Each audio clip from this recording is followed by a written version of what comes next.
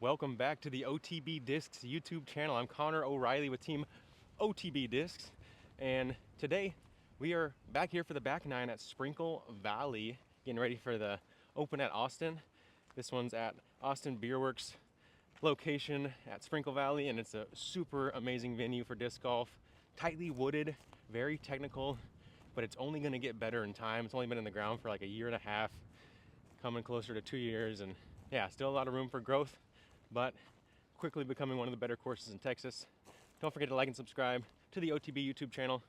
You guys might notice Braden's not here with us this morning. You know, I didn't want to put him through the troubles of all the technical difficulty and crap, so I appreciate him for being there on the front nine. If you didn't check that out on my channel, go check that out. But yeah, we're here for the back nine. And don't forget, any discs that you see me throwing today, you'll be able to find at the OTB Discs website. And if you use code Connor, you'll get free shipping on your order. So, pretty cool stuff. Okay, let's get to the action. You know we gotta rip a couple breakfast balls.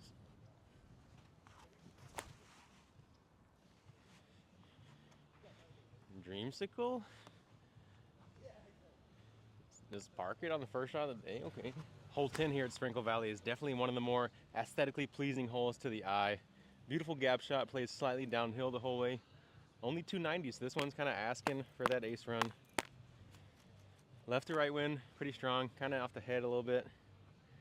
I'm gonna go with that Z Luna, maybe Big Z. I'm not sure, I need to learn. I call it raspberry lemonade.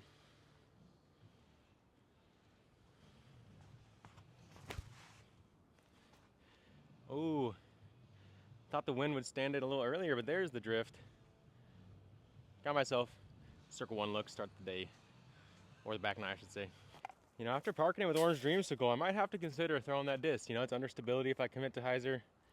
Will leave me close, whereas the Luna might have a chance going long. Though I did expect a little more flip out of the Luna, so not giving up on the Luna. Let's just make this C2, first putt of the day. No problem. Oh, thought the wind might keep me up a little bit longer. It's all right though. Anytime you're playing a tightly wooded course, if a player likes to throw backhand and forehand, forehand sometimes can make it feel easier to hit the initial gaps. And on a course as tight as this, sometimes that's more advantageous than hitting the gap and having the perfect flight, if that means your chances of hitting the gap are a little bit less. 11, another forehand dominant hole out here, like a lot of the course. They made some changes to this one since I've last played it. It's now an 829-foot par 5 for MPO. You're gonna play a forehand out here. Mandatory, I guess, keeping Blake Whitehead from throwing tomahawk. They got tired of that, I'm guessing. Other than that, not really sure why we have a mandatory here. But anyways, throw a shot out there. Decide, do you want to push the out of bounds and go for the eagle across the 460 to 480 open field carry to the basket, or do you play the tough tunnel or crash shot? Kind of an interesting play if you're not going for eagle here. I think this hole could definitely use a little refinement, but I do like the new basket placement. I just don't think it's quite shaping up properly with how it's playing right now. But let's see what we can do. I'm going with the Goose Z-Flex Raptor off the tee here. Playing it at this one kind of thick, dark juniper there. Low on some hyzer.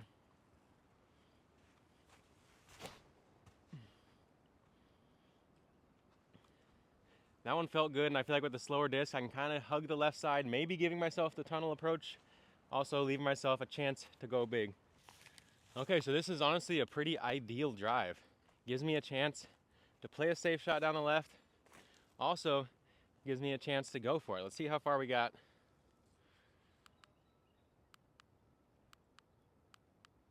Yeah, 473 to the basket if you want to go for that eagle. You also have this tunnel shot available.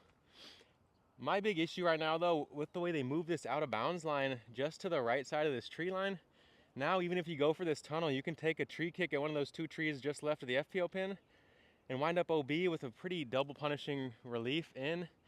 And I mean, I don't know. I guess it's not, because you can just throw like a chip forehand standing on this side of the trees.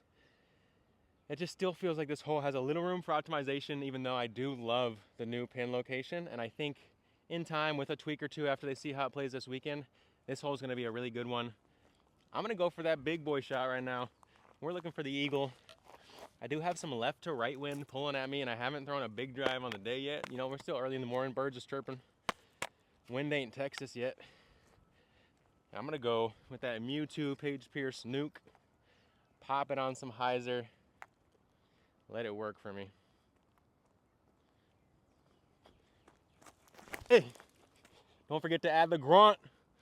Make sure you get that extra stretch, and that one should have the distance, I believe.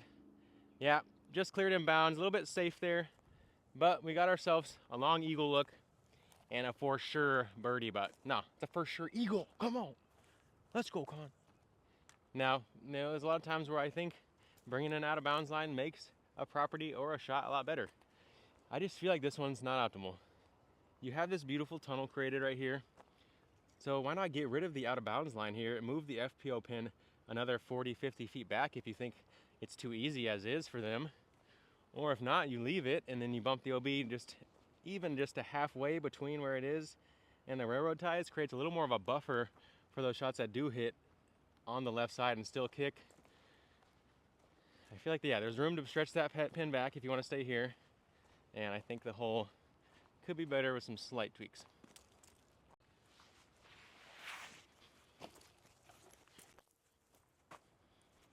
All right, we're sitting about 69 feet, just a pace outside of circle 2.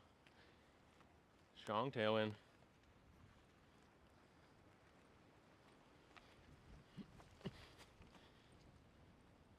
Well, I gave it the juice. Thought it was gonna drop. Yeah, see what that one did? That's what I thought the first. That's right. Okay, sorry. Apparently the video cut out after that initial bid. Y'all didn't get to see the cleanup situation. But let us know in the comments. Are you the player? You have that meter outside C2 look for eagle here. Are you laying it up, taking your easy birdie, or are you taking the risk, trying hard to get your 3, lining up right here like I did at about 27, 28 feet, having to save that birdie?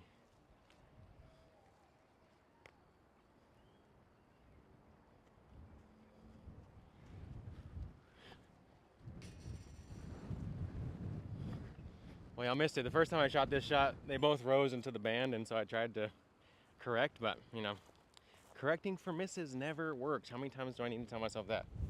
Putt the thing how you want it.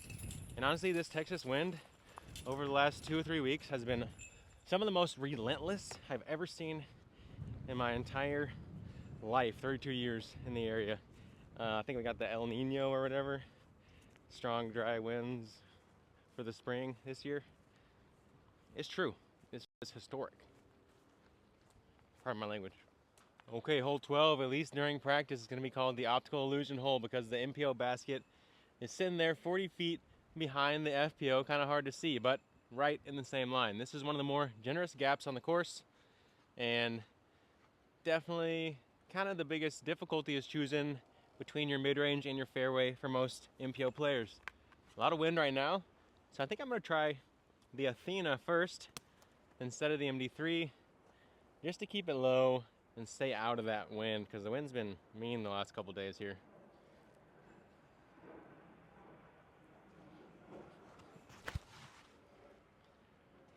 Plus, you can rely in Texas on a little thing that we like to call a Texas slide. Got a good bit of it there. Not quite what I was looking for.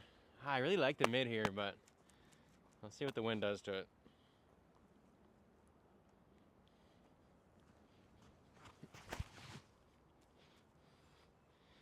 Ah, yeah, there's that wind kind of smacking it as it got into the turning stage. But I just love the line of the mid here. Kind of doesn't make me flex it as much, so I don't know. I might end up just going mid regardless, and we'll see what the wind does come tournament time.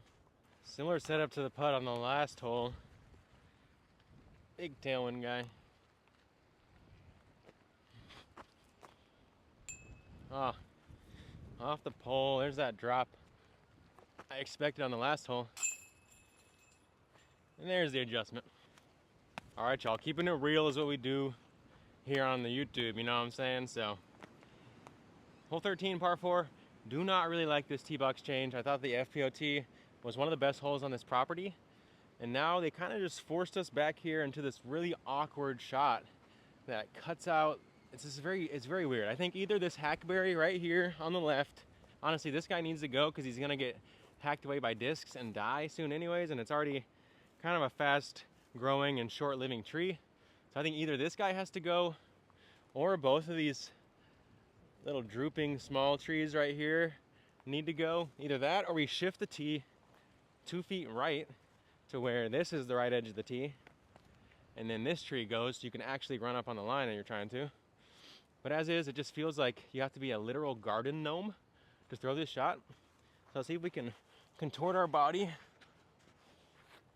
use this right side of the tee without foot faulting, and get a backhand off. If not, I'm probably gonna end up going flex forehand on this one because this backhand just feels really forced. I don't really like this change, to be honest with y'all. But players gotta play. Kobe Bryant knows that. That's why we're throwing them.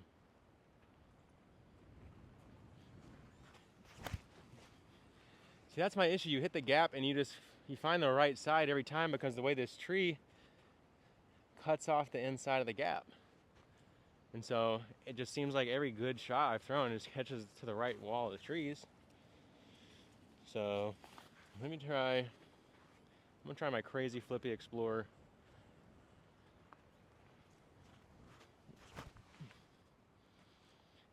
So yeah, it's just, I guess Guy Buyan was the one who redesigned this one. And that worked, but I just don't, it's just not that entertaining. Doesn't really get you to the landing zone. I'm gonna try my nuke, flippy nuke. Maybe that's what we need. Mewtwo, get us through the gap. Oh, it's so bad. Yeah, gonna be completely honest with you guys, with this being my home course tour event, or home city tour event, it hurts my feelings to see a change like this that just doesn't really feel like it got thought out super well or tested out super well, in my opinion. So yeah, this one's really kind of bugging me. So this is gonna be my big focus for the day. Dial in hole 13, Sprinkle Valley, so I can eliminate the emotion from the shot.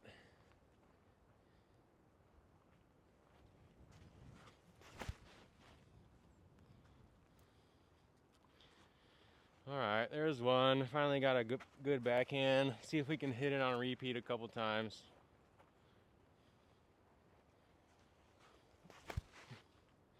Yeah, you really just got to power down on this one.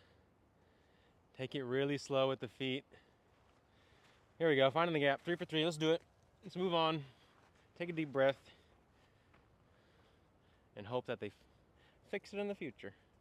Or obviously the hackberry will be dead soon, but do we really need to wait on that? Can we just cut it down?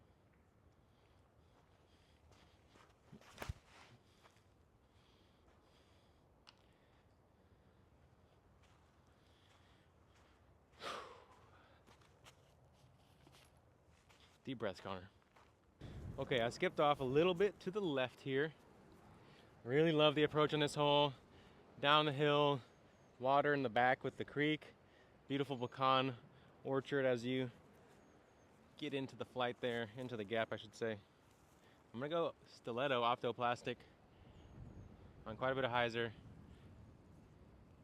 Pretty stiff headwind.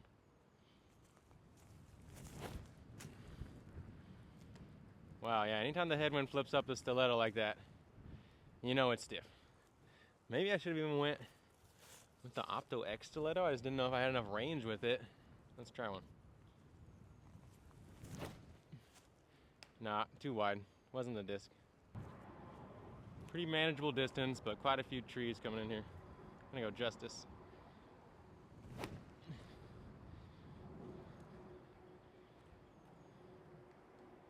That'll do.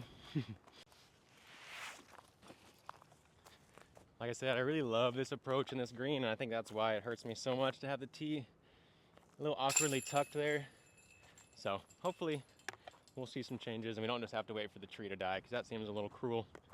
Take it out of its misery now. 14, another hole in the back nine that's seen a little bit of change. Usually it plays pretty dead straight, though the line does force you to move the disc a little bit from the left to the right and then fade it back if you try to park it, or just play to the fat right side of the green. But now you really have to flex something that's going to come back to get there. As they moved it back and left about 50 feet, I'm going to go with that cap wrap, put a little bit of turn, give it enough height to fight.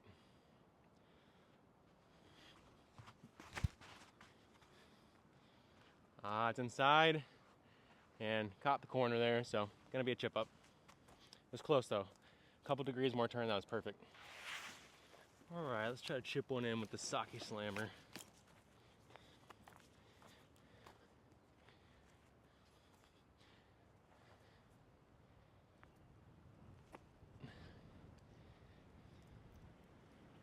Ooh, that was a good one. The wind is really going, y'all. Crazy. This is actually where my drive landed yesterday, so I'm gonna try to copy paste that during the tournament. Hole 15 is a par 4. It has like 3 fake options. At least it has 1 real option, 2 fake options in my mind. I mean, you could throw a steep hyzer down this little right side.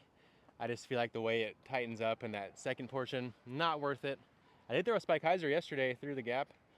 I got to the landing zone, but definitely not worth the risk. It was kind of just a fun shot. There is this straight shot. You know, you can convince me that that one's big enough to hit on repeat if you're a really good player. I just feel like it brings in the early punishment more than the left side does. So I love the left side. It's the biggest and the most fruitful in my mind. So I'm going Iron Samurai MD3 to the landing zone, and then likely spike hyzer in from there.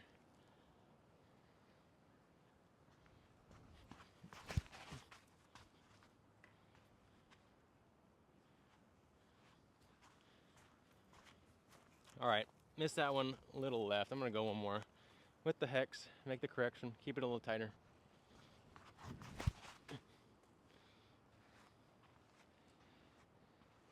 That's more workable. You know, it's worth scrambling this one out just to show you guys how tight this course really is. There's some spots where if you get off, you are in trouble. I'm gonna try to go forehand roller, get to the zone. Oh, and yeah, it's hard to lay down forehand roller because the wind is blowing it to the left out of the hand.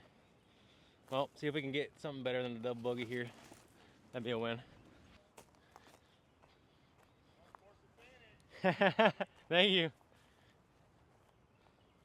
All right, flippy forehand roller with the hatchet. Let's just get it somewhere over there. Yeah, we can work that one. Yeah, Sprinkle Valley is one of those courses that's still so fresh and so new. There's some tough scramble angles and windows, and there's all this, I mean, some of the mulch, you pick up some of the mulch on the middle of the fairway and it's like the size of a tree limb, and so sometimes you throw forehand rollers, it gets ping-ponged off in whatever direction. So I think as this course gets a little cleaner, it's gonna be hard to argue that there are many better courses in Texas. For now though, it still has some room for refinement in my mind, especially for the MPO layout. FPO is getting pretty solid though.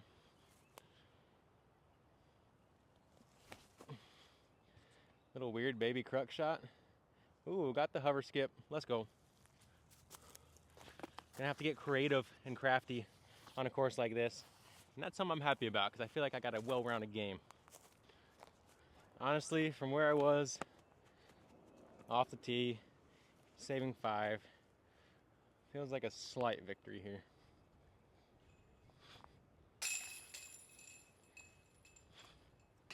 Oh, come on, player beat. Wake up. Ain't that early anymore. Throughout the first 15 holes of this course, there hasn't been much airspace. A couple shots here and there over the field, like the approach on hole 11. But for the most part, you're in these tight woods being told what to do, and now for the last 3 holes, we're gonna have a little bit of freedom. Starting here on 16, pretty sizable gap, out of bounds, lining the entire fairway with some railroad ties to kind of keep you in if you end up going with the aggressive roller, which a lot of times is what I've thrown here in the past, but they did bring this OB line in quite a bit from what I usually practice out here in the off season. So they made the roller a little bit less enticing because of that. But if you get far enough, those railroad ties start once again on the right side, so they can collect your disc. I'm gonna try one at first with the hex. Shout out to Joey Tamale, MVP Open at Austin. See if we can put it in the fairway, give ourselves an easy chip up, and then we're gonna try one aggressive one for the fans here in the hometown. Okay, nice committed turn on that hex.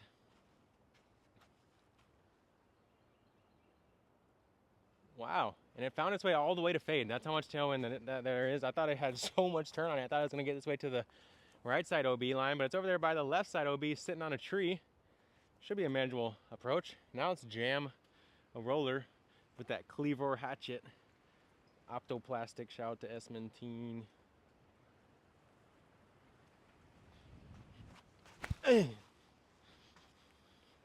Ooh, I think I love that one. You guys, I don't know that I can't not take a roller here. It gets me way down there. And with that thing being pretty stable, I feel really comfortable. I'm now 2 for 2, putting it in bounds the last 2 days and giving myself a short approach. I think I'm taking the roller, even if it's this much wind, as long as it's from the tail. Okay, I'm gonna play one up from here just because this is probably gonna be a common spot. You see players wind up, and just in case I end up going with the backhand, I'll try one from here. Be careful when you get on a knee on a course like this. Mesquite trees and these little baby mesquites on the ground too, so there should be a solid amount of thorns to watch out for. I'm gonna go color shift zone, play the slope to check my skip, maintain hyzer to avoid the out of bounds. There's that hyzer, there's that slope, checking it up, keeping it tight, inside the circle, and safe all day. That's how we like it. However, as you can see, this roller leaves you real close, so I'm gonna chip one up for the birdie and then run one for the eagle for y'all. Has our birdie chip up right there. Now let's toss one in for the people in the back. Drop, drop. Where's the drop? One more, come on. That was so good of a line.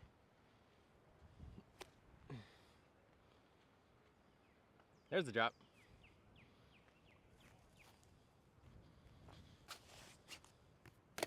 Sometimes you just can't win, y'all. You know, just for the windy putting practice, might as well throw a couple on the green here. Play out that hex shot.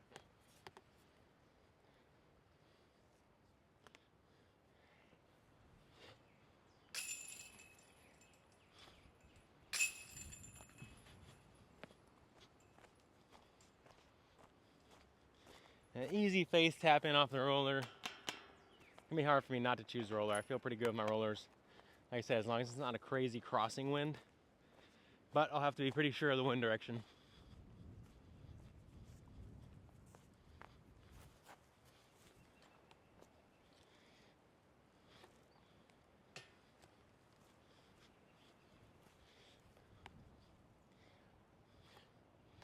Yeah, this El Nino wind can go ahead and chill out, man. We've had enough.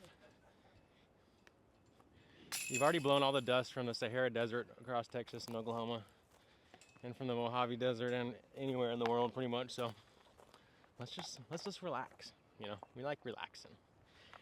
We want the fans and the players to enjoy their time here in Texas. Come on.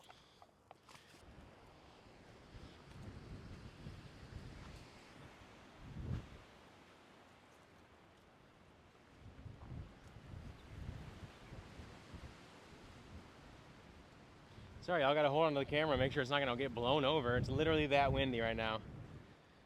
Hole 17, it's an island hole, and now they've built a wall up in front of it. I really like the wall. There's also a pair of elk horns that you have to kind of putt through to go directly in from the drop zone without hyzering around.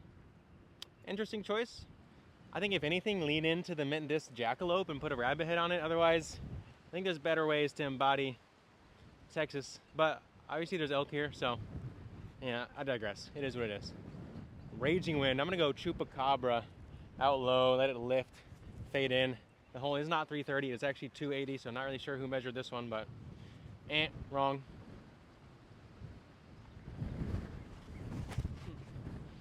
Play it nice and low. And it didn't lift. I'm just gonna rethrow. Re-tee. Justice. Hard as I can.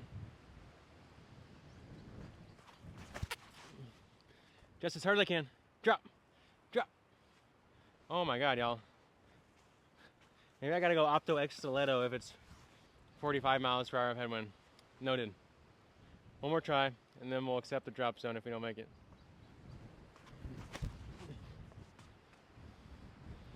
Okay, I thought it was good, but then there's the lift. That is crazy right now. All right, I think people are calling it the drop zone horn around the world. Not heard around the world, right? That's what they say. So weird.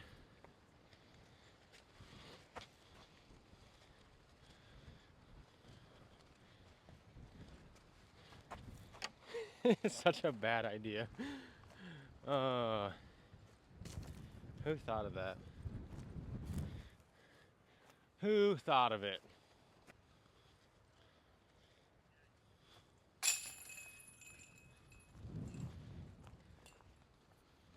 Hole 18, the final hole, 900-foot par 5, teeing from an out-of-bounds area into the railroad tie fairway. Then from there, it kind of bubbles again. There is a lane through the left side, but it's essentially a double bubble, triple bubble, if you will, because now we have an island green we didn't have in the past. And if you don't either make it on the island or cross over the island, you don't get to advance from your second shot, assuming it's a good second shot, to the green. You have to rethrow, I think, any throw from the fairway crosses the inbound island green and comes to rest OB, player must proceed to drop zone 2. Standard OB rules apply on all other throws. So you take an OB stroke and rethrow from your lie if you don't make it on. So I think it's going to be borderline X tier style rules here on 18. Kind of interesting. I think most players should be good enough to execute, but I fear for the possible big number we might see somewhere in the field. But I'm going to go try to get my birdie. Halo Boss off the tee.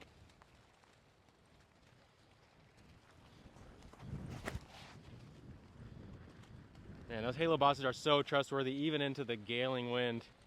Able to hyzer flip it, trust that it's not going to bump over to the right. Money ball. Now, I typically like a spike hyzer into this next landing zone to avoid these fairway blocker walls. The wind, though, is kind of discouraging right now, how right to left it is, but I'm going to try one. Opto X stiletto. Hanging about 70 feet wider than I need to. Rely on a little bit of lift and drop right there. Oh, pretty money, just short of that wall or the small hill with the stairway. Stairway to heaven or to hell. This is the tricky spot. You gotta make it on or cross over. 250 in. I'm gonna throw my faith.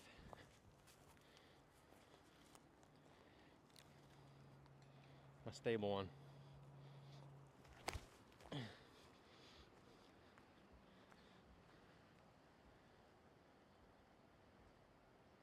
Wow! Short. All right, I gotta rethrow, y'all. Here we are. In this situation, you know what? Maybe I'll throw a zone. Just make sure to blast it at Chandler and Cal there. Oh no! Wait, no, I forgot to advance. Hold on. Regular OB rules. I'm coming up to the hill and then throwing. Know the rules. Know the rules, kids. Before you get yourself something dumb.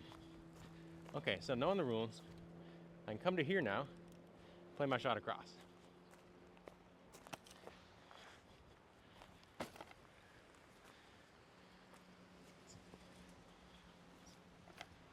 I forgot I could advance to here.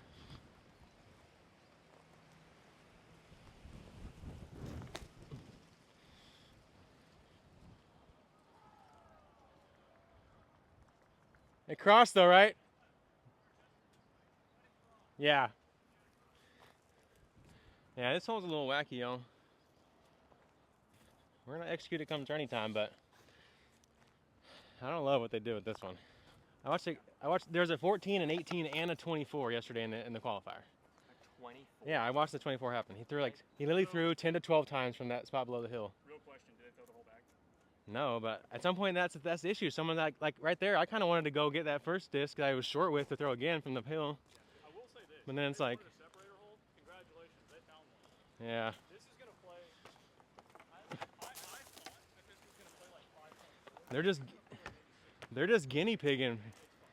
They're just guinea pigging us, which is kind of the part. Yeah, I was sad when Chandler told me that we're finishing at Hardy Cunning, but if these are the rules on this hole, Yeah. then this is a terrible thing. I'm gonna stand Yeah.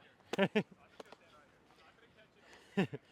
All right, you guys. If you cross over the island, there's gonna be 2 official spotters all day.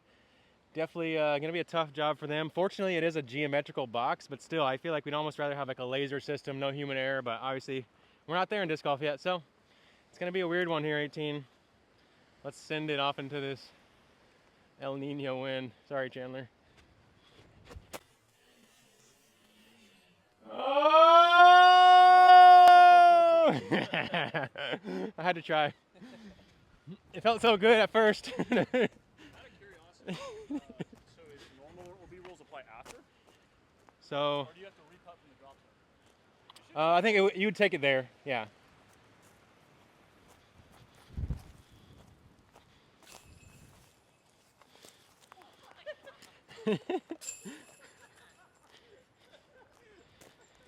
Well, there's what not to do on hole 18, Sprinkle Valley. Dad putt, and it was going at It's the still ground lifted? and then went. That's why. Yeah. This is What the you got? way. Get a nice straddle stance, exactly the width of this. You get one hand, put one behind the back, grab it like a freaking here, like yeah, what is it? And just pop the wrist, watch it float. Ooh, all right, yeah. I gotta make one from the DZ before we go. Oh yeah, oh yeah. Get in there. They're saying keep it soft. Whoops. Oh.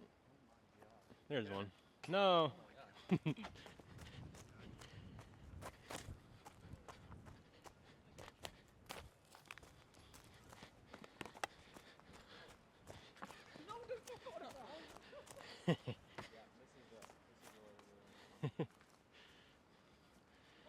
Oh.